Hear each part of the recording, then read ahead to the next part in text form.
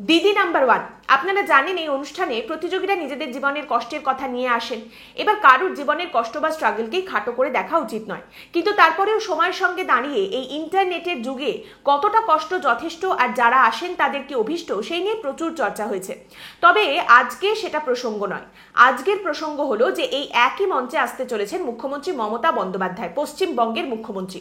এবং এখানে দাঁড়িয়ে অনেকেই একটি ন্যায্য প্রশ্ন তুলছেন যে যেখানে সন্দেশখালি জ্বলছে, যেখানে সন্দেশখালি থেকে প্রত্যেকদিন নিত্য নতুন নির্যাতনের কথা উন্মোচিত হচ্ছে, সেখানে দাঁড়িয়ে বাংলার মুখ্যমন্ত্রী রিয়ালিটি শো এর জন্য শুটিং করতে যাচ্ছেন, এটা কতটা সমীচীন?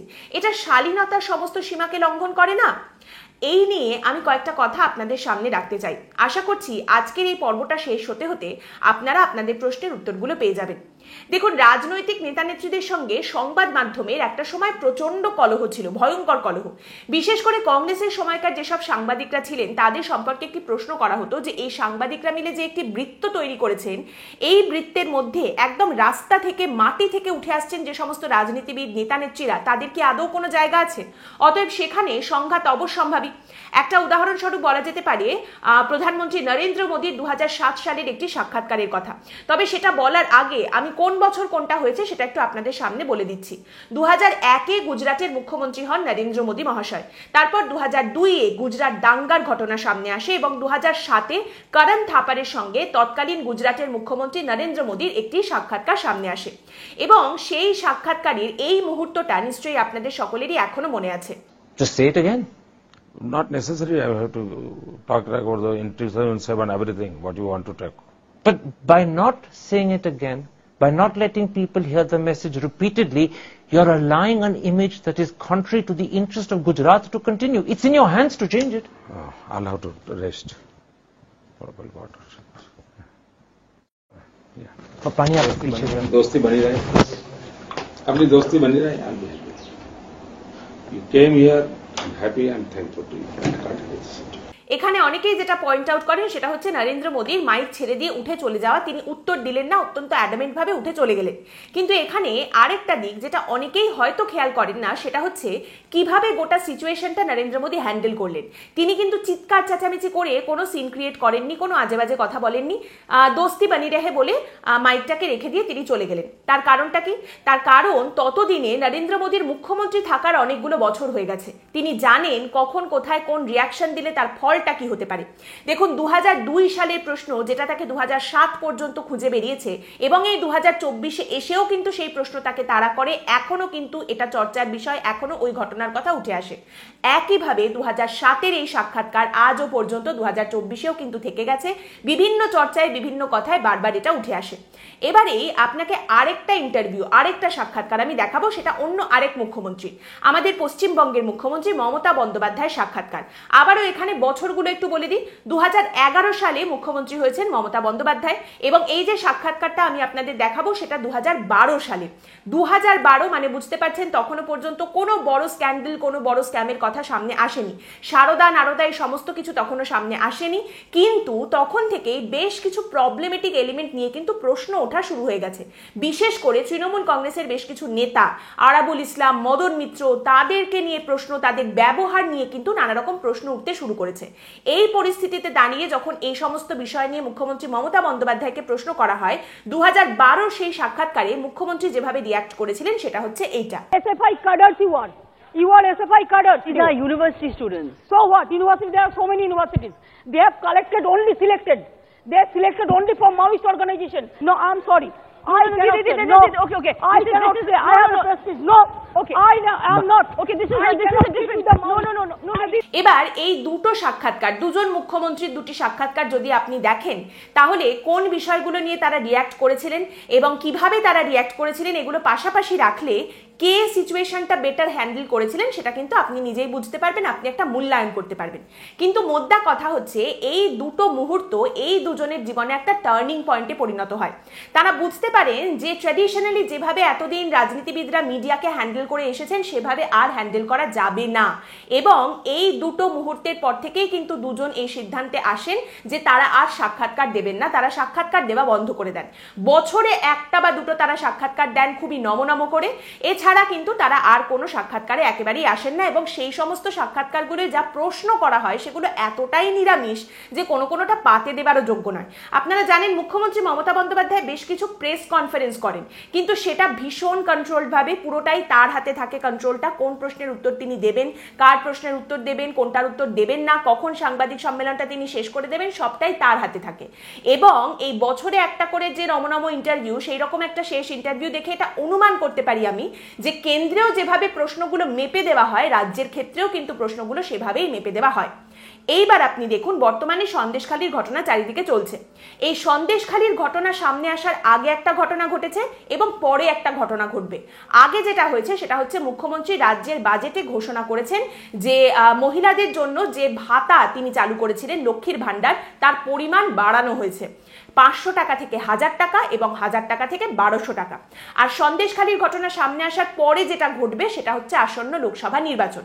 তাহলে এইরকম একটা জায়গায় দাঁড়িয়ে আমি সাক্ষাৎকারগুলোর কথা কেন বললাম, যেখানে আমি সাক্ষাৎকার দেওয়া বন্ধ করে দিয়েছি, আমি সাক্ষাৎকার দেব না, কিন্তু এমন একটা জায়গা যেখানে এসে এই রকম একটা সময় দাঁড়িয়ে, লোকসভা নির্বাচনের আগে দাঁড়িয়ে আমি বলতে চাই আমি মহিলাদের জন্য কি কি করেছি, মহিলাদের পাশে আমি এতদিন কিভাবে থেকেছি এবং আমি কিভাবে একদম সাধারণ মহিলাদের মতোই এইটা আমি প্রচার করব, এটা আমি মানুষের মধ্যে পৌঁছে দেব। কিন্তু আমি আর অন্য কোনো অপ্রীতিকর প্রশ্নের সম্মুখীন হব না, এমন একটা জায়গা যেখানে কেউ আমাকে কাউন্টার করবে না, শুধু আমি আমার কথাগুলো সুন্দরভাবে রাখতে পারবো, অনেক কিছু না বলেও আমি অনেক কিছু দেখিয়ে দিতে পারবো, বলে দিতে পারবো।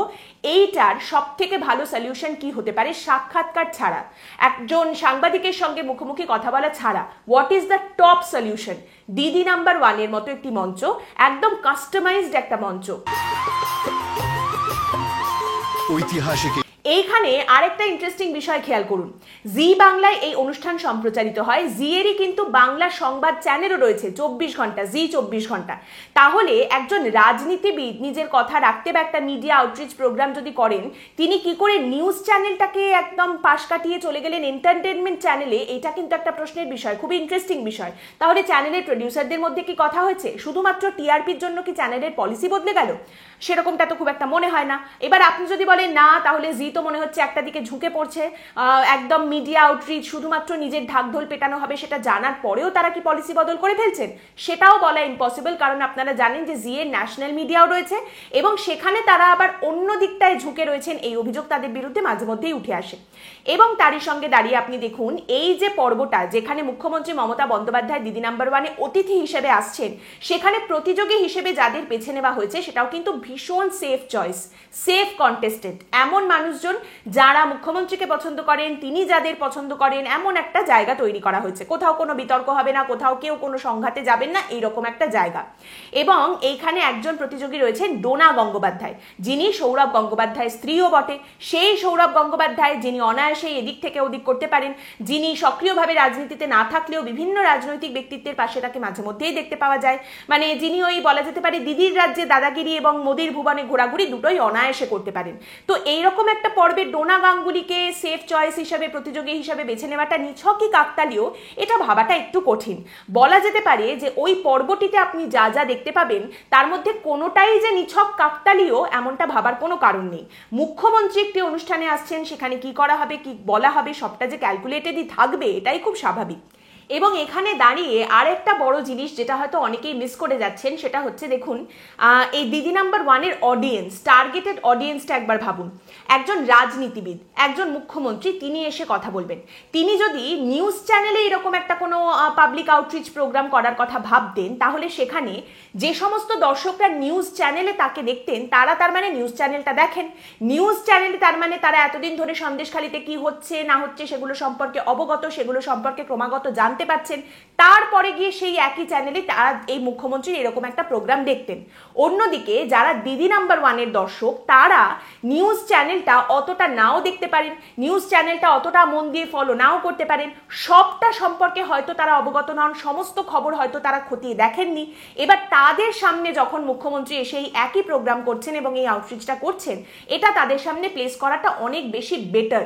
আপনারা জানেন দিদি নাম্বার 1-এর মতো একটি অনুষ্ঠান যেখানে আমরা দেখি প্রতিযোগীরা আসেন তারা জীবনের স্ট্রাগলের কথা বলেন। কাউকে হয়তো দেখা যায় একটা ছোট ব্যবসা, প্রচন্ড খেটে খুঁটে তারা সেই ব্যবসাটা দাঁড় করিয়েছেন, আজ একটা ভালো জায়গায় পৌঁছেছেন, কিংবা কেউ কোনো পরিবারের অত্যাচার থেকে বেরিয়ে এসেছেন, ফাইনালি নিজের পড়াশোনা শেষ করেছেন, নিজের পায়ে দাঁড়িয়েছেন। এই যে একটা গোটা বিষয়, এই যে শোটার একটা অ্যাপিল, সেটাকেই কিন্তু এখানে কাজে লাগানো হচ্ছে। এইটাই যদি সংবাদ মাধ্যমে হতো তাহলে কিন্তু এটা ব্যাকফায়ার করতে পারতো। তার কারণ দুটো টার্গেটেড অডিয়েন্স আলাদা, কারা নিউজ দেখছেন আর কারা দিদি নাম্বার ওয়ান দেখছেন, টার্গেটেড অডিয়েন্স গ্রুপটা আলাদা। এবং এখানে আমি বলছি না যে রিয়ালিটি শো দেখা খারাপ বা নিউজ চ্যানেল দেখা খারাপ, কোনোটাই আমি খারাপ বলছি না। আমি যেটা বোঝাতে চাইছি সেটা হচ্ছে এটা খুব ইন্টেনশনাল একটা আউটরিচ প্রোগ্রাম, একদম খুব সুন্দর করে ক্যালকুলেট করে কিন্তু এই পদক্ষেপটা গ্রহণ করা হয়েছে। এবং খুব ইন্টারেস্টিং একটা বিষয় দেখুন, একটি প্রতিবেদন বলছে দিদি নাম্বার ওয়ানের নির্মাতারা অনেক দিন ধরেই চাইছিলেন যে মুখ্যমন্ত্রী যেন এই শোতে আসেন, এই অনুষ্ঠানে অংশগ্রহণ করেন। সেখানে দাঁড়িয়ে এই রকম একটা সময় দাঁড়িয়ে কিন্তু মুখ্যমন্ত্রী ফাইনালি একসেপ্ট করেছেন এই ইনভিটেশন এবং ফাইনালি গেছেন। তাই এখানে যারা প্রশ্ন করছেন যে এই রকম একটা সময় দাঁড়িয়ে কেন মুখ্যমন্ত্রী গেলেন, ওয়াই দিস টাইম, সেখানেই দেখুন মুখ্যমন্ত্রী চোজ দিস টাইম, তিনি নিজে এই সময়টাকে বেছে নিয়েছেন। তাহলে বুঝতেই পারছেন যে এই আউটরিচ প্রোগ্রামটা কতটা ক্যালকুলেটেড। এই দিদি নাম্বার ওয়ানের অডিয়েন্স যারা রয়েছেন তাদের মধ্যে প্রচুর মহিলারা রয়েছেন, সন্দেশখালীতে যারা অভিযোগ জানাচ্ছেন তাদের মধ্যেও কিন্তু প্রচুর মহিলারা রয়েছেন।